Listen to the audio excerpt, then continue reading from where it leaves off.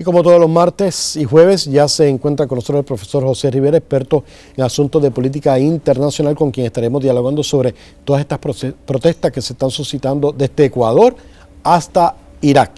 Y vamos entonces a ver lo que está ocurriendo con Irak, porque nosotros sabemos que en la década del 90 Estados Unidos estuvo allí, prometió un cambio extraordinario en Irak, y ya todos sabemos la historia de Saddam Hussein y lo que ello podría representar, pero ahora vemos como que un pie atrás en toda esta historia. Absolutamente, e incluso desde 2003 se abre un segundo frente en la guerra contra el terror en Irak, y no solamente se desplaza a Saddam Hussein, sino que se pretende con todo esto un cambio de régimen, y ese cambio de régimen lo que trajo consigo es la inestabilidad que 16 años después de ese desacierto estratégico, como yo lo llamo, estamos presenciando. No es solamente el hecho de que se impuso un sistema democrático, un sistema electoral democrático en un país que no estaba preparado para la democracia y que no tiene las instituciones para sostenerlo, sino que a través de eso se empoderó la mayoría árabe musulmán iraquí chií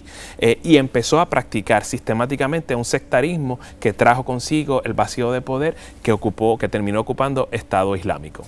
Es decir, si podríamos decirlo así, esa transculturación política no funcionó en ese lugar. No lo pudo haber puesto de mejor manera, definitivamente, Félix. Creo que es una apreciación exacta, tal y como la dice. Esa transculturación no prosperó, no progresó, salió mal, y evidentemente le sale el tiro por la culata a los Estados Unidos de América y a Irak, que en este momento, tras haber cambiado de régimen, no puede ni siquiera asegurar una actividad económica que garantice empleos, y tampoco puede garantizar el flujo y la constancia de los servicios básicos como la luz y el agua. ¿Y cómo usted ve el interés de los países vecinos hacia Irak? Evidentemente todos apuestan, bueno, dependiendo, ¿verdad?, de quién sea, todos deben apostar a la estabilidad en Irak, porque la alternativa es mucho más terrible. La alternativa sería Daesh o Estado Islámico, o la otra alternativa, que podría también traer complicaciones consigo, pero que podrían ser más benévolas, es simple y llanamente picar a Irak en tres. Otras protestas se están desarrollando en Siria, y Estados Unidos también se está apartando, porque entonces entran fuerzas turcas. Eso es así.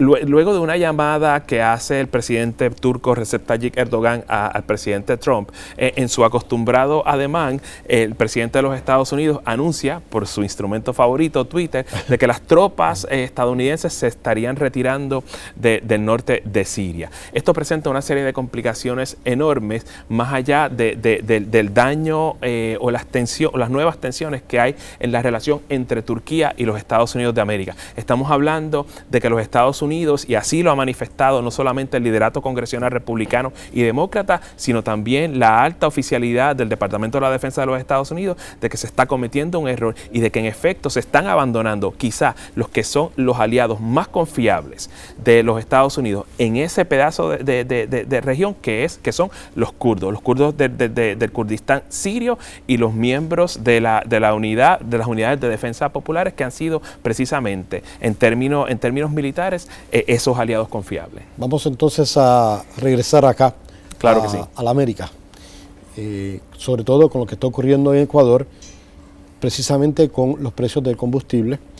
Muchas veces cuando hablamos de Centro y Suramérica, pues pensamos solo en Venezuela y quizás en el Caribe, Cuba, pero entonces algo también está ocurriendo con Ecuador. Sí, absolutamente. Ecuador está pasando por un periodo bastante traumático, bastante precario. Tiene una enorme deuda que alcanza los 58 billones de dólares entre deuda externa e interna, y obviamente una economía que está ralentizándose. Un déficit presupuestario que ya alcanza el 6.1%, y claro, están unos números que dejan mucho que desear. A esos efectos, Ecuador pidió un préstamo de 4.2 billones de dólares al Fondo Monetario Internacional, y claro está, con ese paquete viene una serie de medidas de austeridad que incluía una reducción del gasto público, y eso se definió o se transformó en la retirada de los subsidios del combustible, que es lo que entonces inicialmente los sindicatos del transporte y ahora los grupos indígenas están protestando. Eso es lo que llama la atención, o sea, los grupos indígenas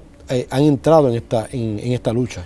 Y no solamente han entrado en esta lucha, sino que también han asumido un rol de liderato sobre el terreno. No solamente el Estado ecuatoriano ha declarado un estado de emergencia, los grupos indígenas han declarado un estado de excepción, en donde no solamente imponen un gobierno en las áreas donde ellos dominan, sino que han capturado policías y soldados, pero los han aprisionado. Simplemente para decir, la presencia del Estado ecuatoriano aquí va a tener consecuencias en la forma de tomar rehenes a los policías y a los soldados. Bueno, muchas gracias, profesor Claro José Rivera, por su análisis en nuestra vuelta al mundo. Vamos a continuar con Noti6 360 y más información.